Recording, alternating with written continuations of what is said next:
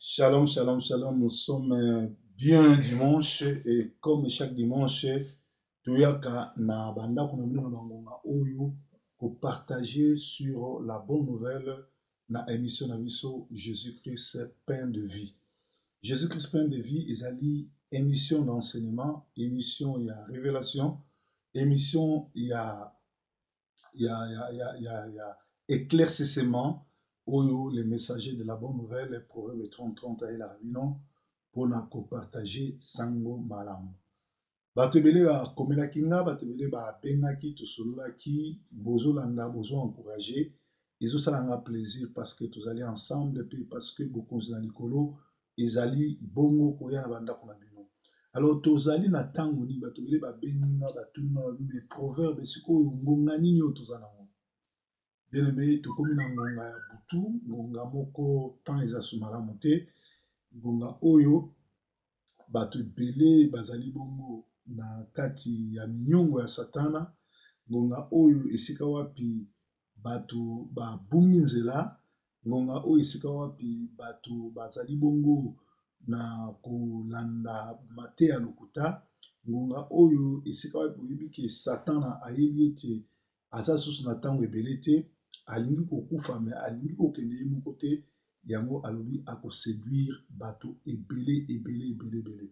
Bato bakozala séduit tellement ebele, tokomaki banote na biso awa, tolobi toza na ngonga nini, tozali na génération oyo, toza na ntango ya démangeaison. Les gens veulent entendre les choses agréables, ils se donneraient de foule de docteurs selon leur désir. Oyo ndenge 1 Timothée 4, 1 à 4 ezobisa biso alobi bato bakolanda baprofete ya lokuta, bato bakopona makambo ezanga ntina me bakolinga bongo ya koluka bato bakoteya bango makambo oyo balingi. Na ngonga oyo bana na nzambe esengeli basala vraiment attention, basala attention parce que toza na ntango ya suka. Matthieu 24:15 elobi que quand vous verrez l'abomination de la désolation dont a parlé le prophète Daniel établi dans des lieux saints, que celui qui lit fasse attention. Tokomi na ntango ya abomination, tokomi na ntango oyo prophète Daniel alobaki, Matthieu 24:15 elobi, quand vous verrez l'abomination de désolation établie dans les lieux saints, oyo azotanga asala attention. Balobi ntango bokomona abomination ezali makambo oyo Bible ezopekisa, makambo oyo ezali bongo kofongola bana na nzambe miso koloba ke mwana na nzambe akoki kotambola boye te, mwana na nzambe akoki kotambola boye te. Ntango bomoni bosatana, bopagano, bondoki ekoti na classe église, oyo azotanga asala attention. Alors so toke lisusu na mokanda na nzambe eza clair, Yesu akoya. Ntango Yesu akoya kozwa église na ye. Mikolo ekoleka na kosala enseignement sur l'enlèvement, mpona moni bato ebele baza kokosa na baenseignement ya koya koloba makambo oyo ezali fonde te, makambo oyo bazokomaîtrise te. Nalandaki bavideo mosusu bato batindelaki ngai, ndeko moko zulula azobaki Yesu oyo aya aza Yesu ya lokuta. Donc makambo ebele mpe natangi na se bato ebele bazokumisa ye, naye komonaki bato ebele bazali perdu. Toke lisusu omona moto mosusu bazobenga ye Shora Kwetu, un sataniste tout fait, azoleka azoentraîner bafoule ebele sans pour autant koyeba bakombo ya basali na nzambe ebele oyo bino boyebi, banganga, bana bandoki oyo basintroduire na kati église, bango mpe bamibengi bapasteur, bamibengi baprofète, bamibengi bana na nzambe, basali na nzambe, baye kaka mpona koséduire. Donc na ngonga oyo eza le temps le plus difficile, le temps oyo soki yo opesi matoi no na n'importe qui oyoki biyoka akoséduire yo, akokende na lifelo na yo. Au fait problème ya nini? Satan aza mayele. Satan ayebi ki akomi na ntango ya suka, Satan a se déguisé en ange de lumière. bango nyonso tu tozali na ngonga oyo ya église ya Laodicée. Église ya Laodicée ezali église ezali ya commerce, elingi mbongo mingi, elingi ba show off, elingi ba mathurisme. Église oyo bazoteya bokonzi ya likolo te, bazoparler sur le miracle, bazoparler sur la guérison, bazoparler sur la prospérité, bazoparler sur nyonso tu wana. Ezali église ezosala commerce, balingi mbongo mingi pe bazali koluka kosauve bato te, me bazoluka kofaire perdre bato. Alors ndenge nini oyebaki ozali l'église ya Laodicée, ezali ntango okende église okomona ke église olie ezala christocentrique, olie Jésus azala na centre makambo nyonso, me paster na bino to prophète na bino moto aza na katikati ya makambo nyonso, tout passe par lui. Atanga nkombo ya Yesu moke ateyaka sango malamu ya repentance, ya salut, ya bokonzi ya likolo moke, ye ayelaka bino kaka mate ya prospérité. Ndenge nini okobonga, ndenge nini okozala bien, ndenge nini okoprogresse, ndenge nini okobala, ndenge nini bona bona. Bien aimé, Bible ezoloba cherchez d'abord le royaume des cieux, le reste vous sera donné. Eloko ya liboso bana na Nzambe nyonso na se ya mokili toye nanu eloko ya liboso koluka bokonzi na likolo. Soki bozwi bokonzi na likolo oyo etikali ekopesamela yo. Na kati ya bokonzi na likolo tozali nanu na kosauve âme na yo, oyambi Seigneur Jésus-Christ comme Seigneur et Sauveur, et obandi ko appliquer les 10 commandements qui n'est autre que 2 commandements: aimer ton Dieu et aimer ton prochain. Parce que si tu aimes ton Dieu, on ne va pas te forcer pour bénir l'œuvre de Dieu, on ne va pas te forcer pour aller à l'église, on ne va pas te forcer pour gêner et prier. Si tu aimes ton prochain, tu n'iras pas voler, tu n'iras pas prendre sa femme, tu n'iras pas la calomnier, tu n'iras pas raconter des conneries ou des bêtises sur son nom. Donc, tout est englobé dans l'amour. En réalité, il n'y a que 2 commandements. Or, tango mokili bandaka, il y a un commandement moko. Na jardin d'Éden, il n'y avait qu'un seul commandement. Nzamba ebisaki Adam na Eve nzete oyo ya arbre ya vie na arbre ya connaissance yango wana bolia yango te. Ezali na mibeko moko bolia nyonso, bosimba nyonso, me oyo bosimba yango te. Tango mibeko ezali kaka moko na mokili moto atosaki te. Sikoyo mibeko ekomi mibale oyo tokoki Moïse abengi yango 10 commandements, mais en réalité eza nango kaka 2 commandements. Alors l'éclair ozalaki moko totosi te. Ah, ekomi 10, est-ce que tokotosa yango? Voilà le plus grand problème toza nango yango wana. Satan ayebi kaza na temps mingi te. Nzambe atika basini na ye na kati na mosala na ye, atiki mpo ba oyo baza na entendement spirituel bakwea na panneau te. Biso tokumbaka na code de la route, chaque panneau eza na signification nango. Mokumbi monene, mokumbi malamu azali oyo azotanga azorespecte ba panneau. Place oyo balobi kogare te, kogare te. Place oyo balobi faut continuer, faut continuer. Alors soki omoni na panneau ozotambola omoni bakomi na bleu, basali signe ya bleu, bleu oyo nyonso tokendaka na bleu, donc eza obligatoire. Eza eloko moko eza obligatoire. Donc soki balobi signe ya bleu elakisi yo place wana oyo bakongo bakomi ekomi. Soki mpo omoni place moko batie signe ya rouge oyo ezali ou sens unique ou ne pas parquer, ezali eloko moko faut respecter yango. Soki oyebi basini te okende ogare place oko ogare te okuta baclampe voiture na yo to batomboli yango bakeno.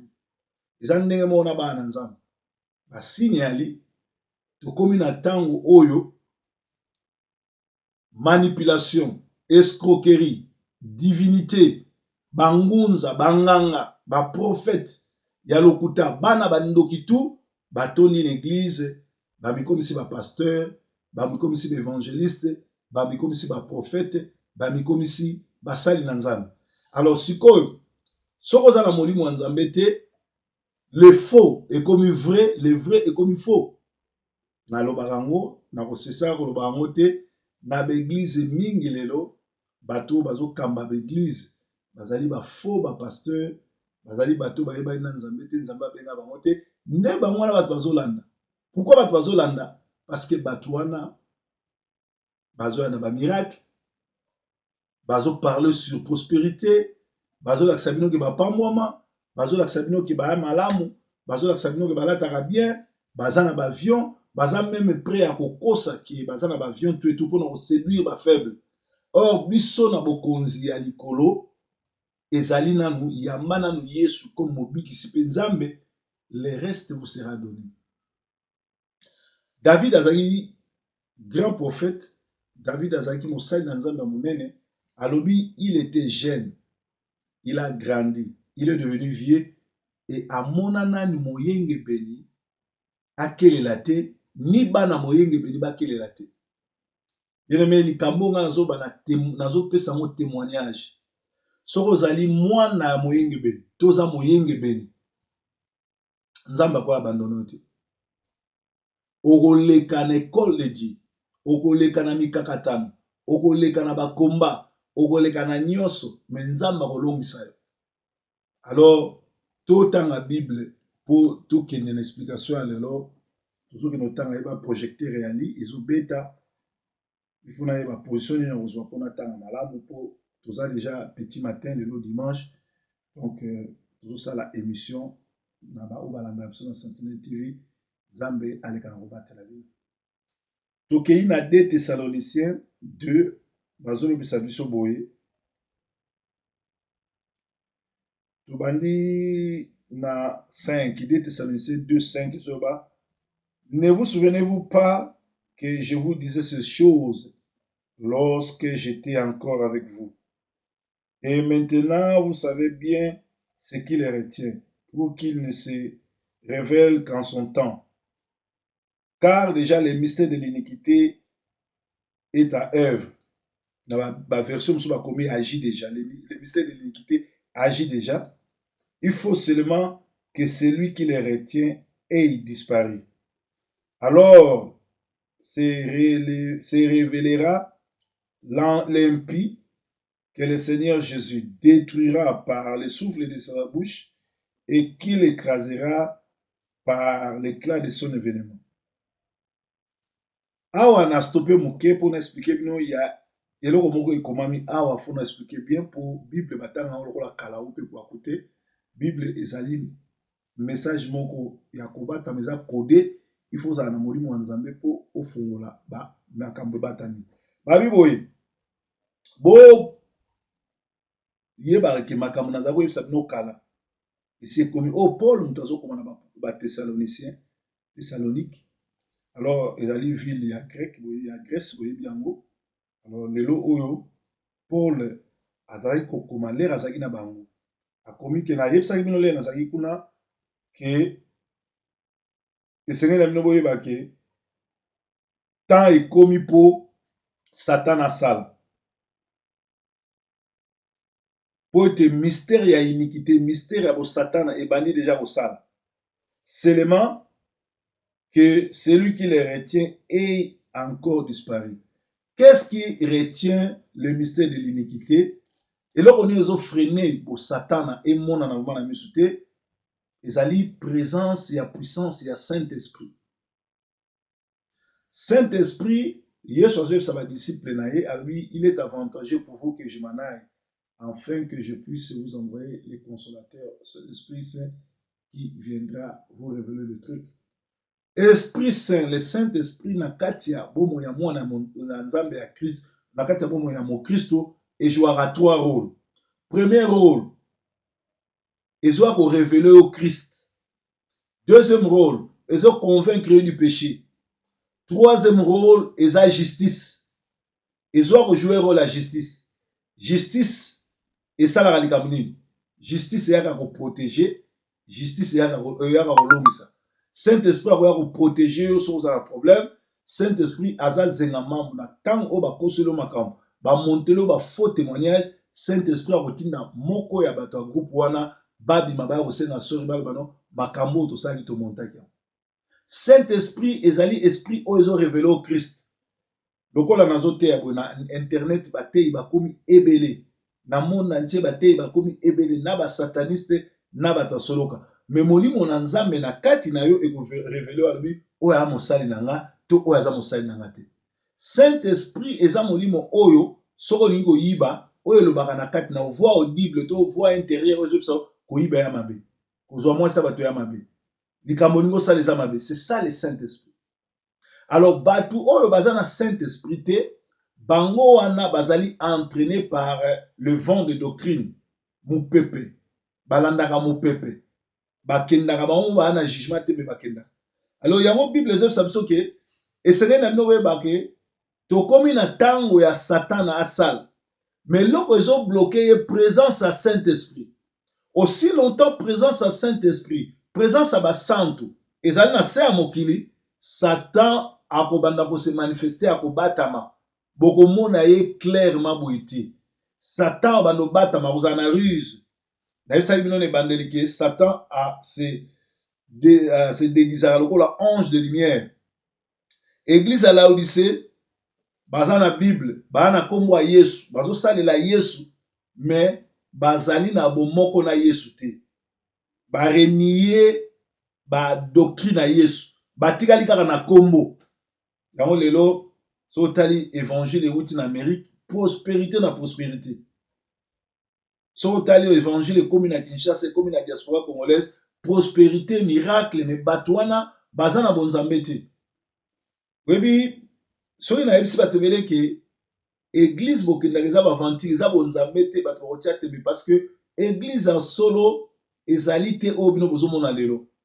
Église ezali esika oyo bato bazozwa bolingo, bato oyo bazosokipe na bato baza délaissé, bato oyo bazosala Nazareth manifesto.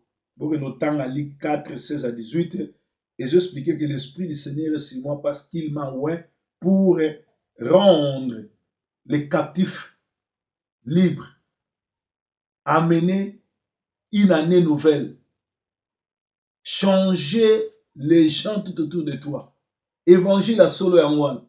Soki oke na évangile, pasteur, pembeni na ye, ba voisin na ye, na communauté na ye, ba pauvre, bato bazanga, ba réfugié, asokipaka na bango te. Mais azo oyebi soki ye apa mwa po aza na hélicoptère, azo oyebi soki ye apa mwa po azotonga ndako na Kinshasa, azokosa bino boya libanda église. Yesu balobi soki otangi na Luc 8 banda na 1 tina 4 okomona ke il partait de ville en ville, il guérissait, il donnait à manger. Yesu évangile ezali kopesa solution na banidi ya bato.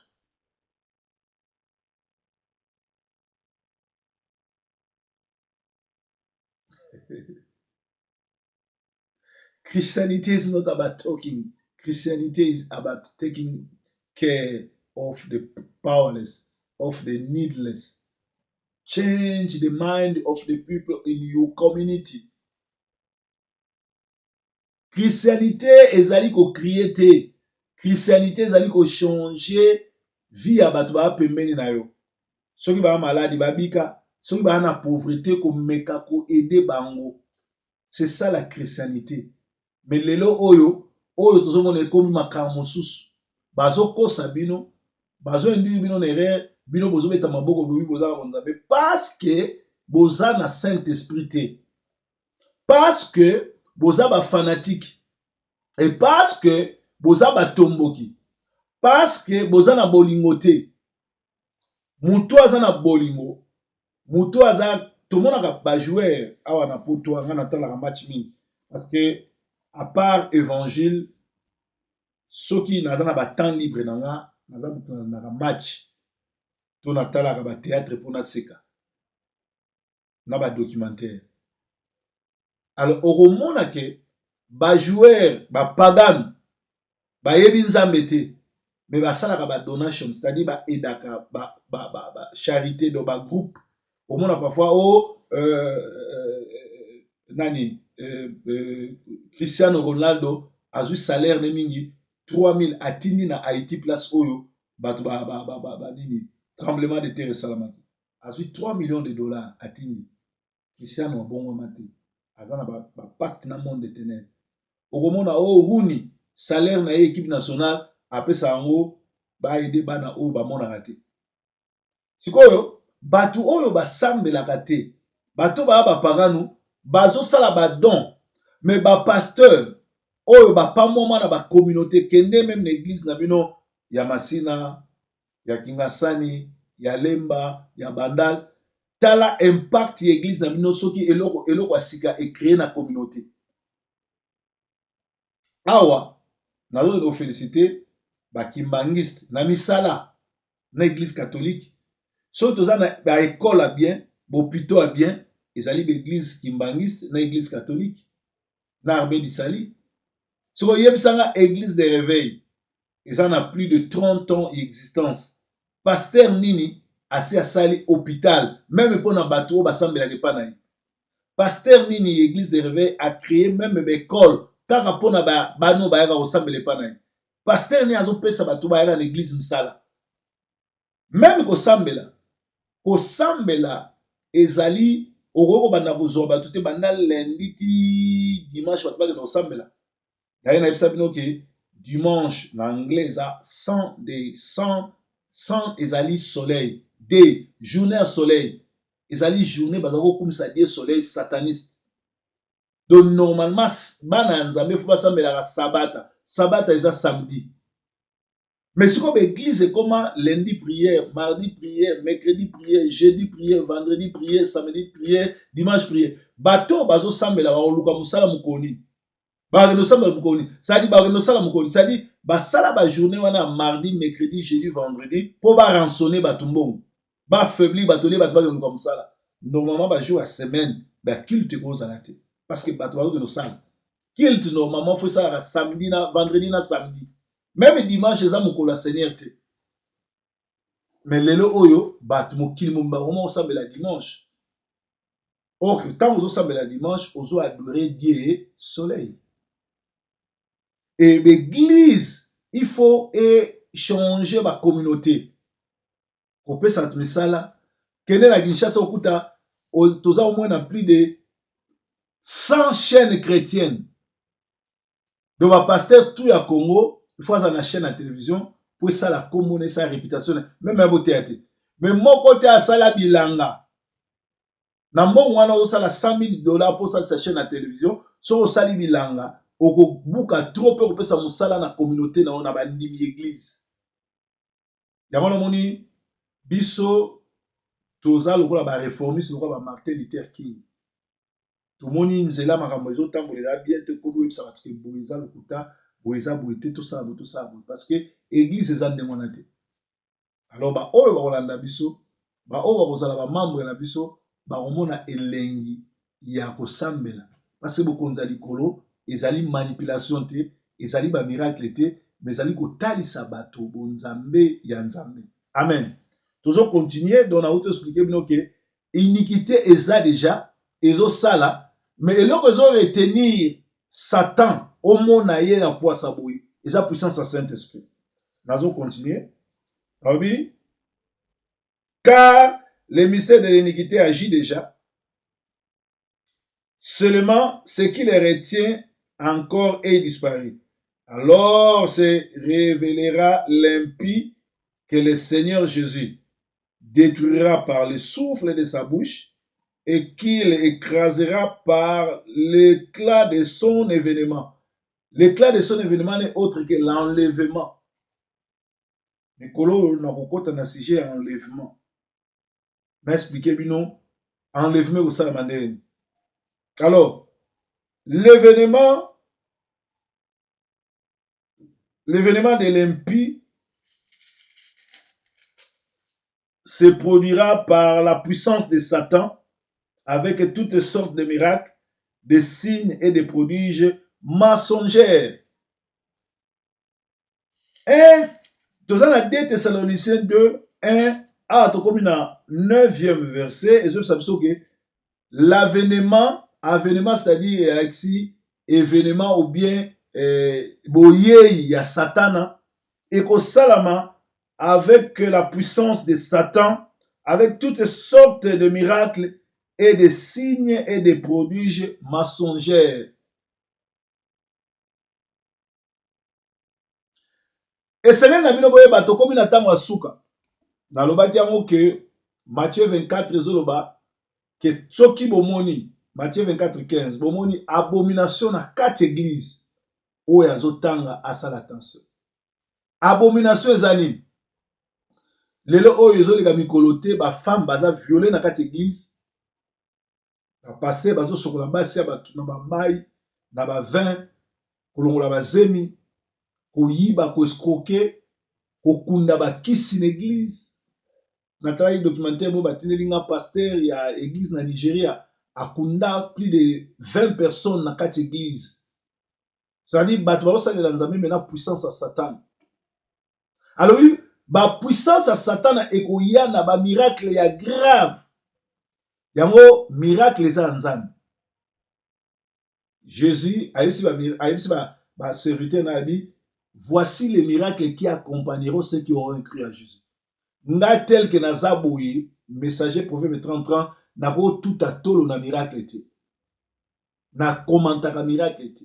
Miracle il faut accompagner ngai. Na ko tel matin na yesa bino boya miracle osa. Non, vi na nga mo meza miracle. Bana na nzambe balobela miracle te me ba vivaka miracle. Mais lelo bana na satana bakomi ko sala propagande miracle, bakomi même prêt ya kokende kosimba kisi to ya kosala ba jet d'esprit. Omona tindi batu baye na butu batimoli mabulu bakundi ba nyoka ekufa ou bien bakundi mutu a mutu bien musapi ou bien ya ngombe ou bien bakundi miselekete bakundi biloko ndenge wana na moi baye balobi to yosa délivrance timola ao timoli bomoni muselekete mais muselekete wana siko yosani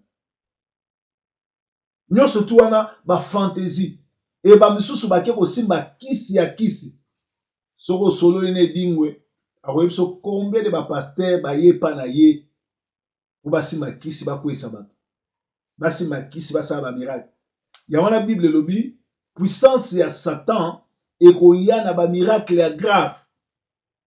Bien aimé, kosala miracle ezalaki te kozala mosali na nzambe. Figurez-vous nzambe atindi Moïse akende kodélivre bana Israël. Moïse le akomi na ndako ya Pharaon bakola esika moko eza ndako yakolaki ntango yakomi bato ya Moïse sorry bolimbisi bato ya Moïse babwaki nzete ebaluki nyoka Moïse ayebi eza grave te ngapi nazala bato basala yango boyebi histoire bango mpe babwakaki nzete ekomaki nyoka. Mais comme nyoka Moïse ezalaki ya nzambe nyoka Moïse emeli banyoka ya Pharaon. C'est-à-dire na ngonga oyo bana basali ya lokuta bakoti ebele na église na ba miracle ya lokuta. Yango moni neti nga soko yebisika ke na ke kuna po pasteur wana sala ya miracle na koseka yo o convaincre nga te. Nga soko lingo convaincre nga faut ba pasteur wana a respecter la parole. Asalaka makambo eza na Bible. So yebisika ke pasteur wana asala ba miracle grave. Ba miracle grave ezotindika mutu te kako mwana nzambe. Nzambe asala miracle, Satan asala miracle. Et Bible ezoba na ntango asuka bato bazali kosala ba miracle, Matthieu azoloba bango. Balobi nkolo alobi natikala koyeba bino te bolongwa pembeni na ngai. Balobi oh biso tobenganaki ba démon. Tosalaki miracle na kombo na yo. Ndenge olobi biso ozaki bien aimé, c'est que boyeba eza na place mususu mutu akozala na Satan. Ayebi nzambe te. Mais abeleli kombo na nzambe, nzambe akiti asali kaka mpona kombo na ye. So botangi na acte des apôtres bomona bana ya chifa bakei balobi no tozobengana ba démon. Satan tuni bango mutali boma tuni bango bobengana ba démon na kombo ya nani o na kombo ya nzambe oyo Paul azotea babi Paul toyebi ye mais yo toyebi yo te bakuluna bana wana. C'est-à-dire ezana bato bazala mayele mabe bazali bato bazala kobanga eloko te bakoti basimbi bakisi basimbi bokoko po baséduire nango ba faible. Miracle ya nzambe ali nzambe abikisaka nzambe apambolaka nzambe asalaka minene mais miracle ezali authenticité ya bonzambe te. Authenticité ya bonzambe ezali esprit ya nzambe est justifié maloba na ye. Là où la parole de Dieu et l'esprit de Dieu s'accordent, Jésus-Christ est Seigneur. Bien-aimé, mutumoko akosa yote na ba miracle, botu na biso, tovandi na ba doyen ya église de réveil. Lelo oyo, nana akokaki kondima ke tambulukoki akoma ngunza. Ntambulukoki na nyonso oyo asala akoma ngunza ya bima. C'est-à-dire banda kala azaki abongwama na ye nanu te. Poso mutu abongwama ata ndenge nini ndenge akokoma ngunza te. Akokomikitisa eza lokola ndenge nga naza boye naza mosali na Nzambe, un messager ou un pasteur ou bien un évangéliste na welela pour nous soit grade na koma archibishop to bishop. C'est-à-dire ezalaki na yebi na nga même ministère te. Ephésiens 4:11 Nzambe atiki 5 ministères. Na kati ya 5 ministères wana bishop eza ministère te, archibishop eza ministère te, général eza ministère te, corporal eza ministère te, ba komo wana nyonso tu elakisi mutu azangi identité. Alléluia. Mutu aza na ba problème na mutu na ye. Nzambe aza malamu. Nzambe aza mobateli et Nzambe aza sima liloba na ye. Donc tokeba na bato bazoa na ba miracle parce que Satan leur a rouillé à l'église azobanda ko séduire bato na ba miracle. Toujours continuer. Alors oui boy. Et avec toute séduction de l'injustice pour ceux qui périssent parce qu'ils n'ont pas reçu l'amour de la vérité pour être sauvés. Ainsi, Dieu leur envoie une puissance d'égarement pour qu'ils croient au mensonge, afin que soient jugés ceux qui n'ont pas pu croire à la vérité, mais qui ont pris plaisir à l'injustice. Alors, ce qu'on bateau, bazolanda ba faisait des miracles. Bible lobi ke nzambe mutu a séduire bino. Nzambe ye moko mutu azotindika bino ezali punition ya nzambe. Donc balobi ekoya avec toute séduction et toute de l'injustice pour ceux qui périssent parce qu'ils n'ont pas reçu l'amour de la vérité pour être sauvés. Il y a des gens qui n'ont pas reçu l'amour de la vérité, ils ne veulent pas la vérité. Par exemple, yo ozali protocole, ozali sœur en Christ, ozali na kati église mais obotaka na pasteur. Bolongola pe bazemi na pasteur. Et chaque dimanche oza na église. Ozali chrétien na ndeni, oza chrétien te. Oza corrompu, oza ndoki. Eza bato mosusu aza ndoki. L'église ebele omona bandoki na bandoki basangana. Bakoma koloka na kati église. Siko mutu ande wana obenge nani? Sœur en Christ ndoki. Non. Azali mutu aza séduit na misala mabe. Dalobi lisusu boye. Parce qu'ils n'ont pas reçu l'amour de la vérité pour être sauvés. Pour nous la sauver, il faut Jean 8:32 et Zanakata Bomoinayo. Vous connaîtrez la vérité et la vérité vous affranchira. Mais si toi tu ne connais pas la vérité, comment veux-tu être affranchi? Yo lingi vérité te. Yamoni biso bato tolobaka vérité. Biso bato te la vérité batu balingaka biso te. Po batu wana baza na kati ya molili. Mais ba se déguiser na ba chrétien chaque dimanche ba à l'église, ba na Bible, bayaka koyemba bazoteya me baza nanu na kati ya salité na kati ya motema likundu. Yango Bible lobi ainsi Dieu leur envoie une puissance d'égarement pour qu'ils croient au mensonge. Nzambe mutu atindiki bino na église wana. Église bino kende osambela wana, nzambe mutu atindika yo okende kondima mensonge parce que ozali mutu a vérité te. Parce que olingi bonzambe te. Parce que olingi vérité te. Parce que olingi bosolo te. Parce que ozali mutu na mayuya. Parce que ozali mutu na misala mabe, yango nzambe atindiki yo okende kokangama na église wana. Bien-aimé, esengeli toyeba na 2 Thessaloniciens 2:1 à 12, notre prédication ne repose ni sur l'erreur, ni sur le motif impur, ni sur la fraude. Si on est dans une église, prédication à pasteur Nabino, ezali reposer sur l'erreur, sur la fausse doctrine. Ndenge bazulu la na ba kwetu bazoteya ya lokuta, sur motif impur, sur la fraude. Il faut déjà que vous allez place Yamabe. Alors, dimanche à l'élo, nalingaki vraiment kolendisa bino sur esika nini tokoki koyoka sango malamu, église nini okolanda, parce que tokomi na ntango ya suka, ntango oyo bato ya Satan, bato ya misala mabe batondi na église, Satan apona lifelo, me alingi kozika ye moko te, alingi bozika ensemble.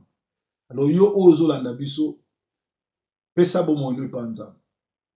Soki nano oyamba Yesu te, benga biso na 0044 74 240 23 933. Numéro na biso ezali Viber, ezali pe WhatsApp. Anytime tozali 24 sur 24 libanda toyambaka sans condition po toyambisa Yesu.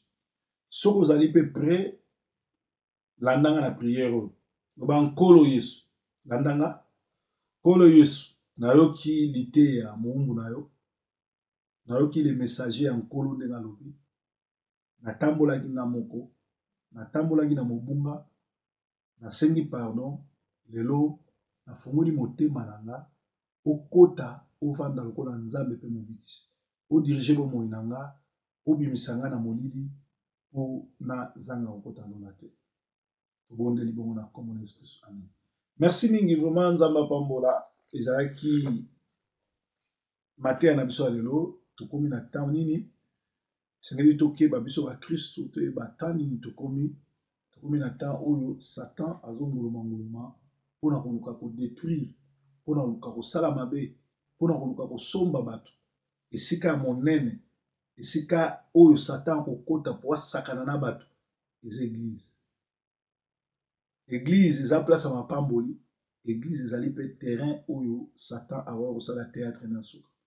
Osambela kosala malamu, luka ocheke paster oyo olandaka, eske aza na appel, eske nzambe ayebi ye, eske nzambe abenga ye, eske aza mosali na nzambe solo. Soki onéglige bakestion wana, okolelaka na monoko ya mboka, lelo se retrouve na lifelo, moto eza kuna ya grave. Soki olingi oyeba moto, degré ya moto ya lifelo, zwa kaka chauffage ya ndako na yo, fongola yango nyonso na maximum, zwa couverture, mizipa, okomona ndenge okotoka, okomona ndenge ozala. Tokende na Kinshasa na moi ya 14h, telema libanda 45 minutes, moi wana ekobeta yo ezali moke, oyo ekozala na lifelo ezali 100 fois plus ke wana. Bakotaka na lola pe na lifelo ntango toza vivant. Ngonga ngoyo toza vivant, topesa bomoi na biso epa nzambe, toyeba moto ni kolanda, paster ni kolanda, église ni kolanda, site ya internet ni kolanda, parce que mingi babungi nzela, bazali bato baosalela Satan, bana nzambe te. Alors nzambe apambola bino, journée malamu, pamboli bino, pesi bino merci, na kombo na Yesu Kristo, aza mobateli motomboli, aza nzambe malamu, nzambe abatela bino, nzambe azala na bino, merci mingi, ye mobateli, ye motomboli, nzambe na mawa. Katina maboko na yo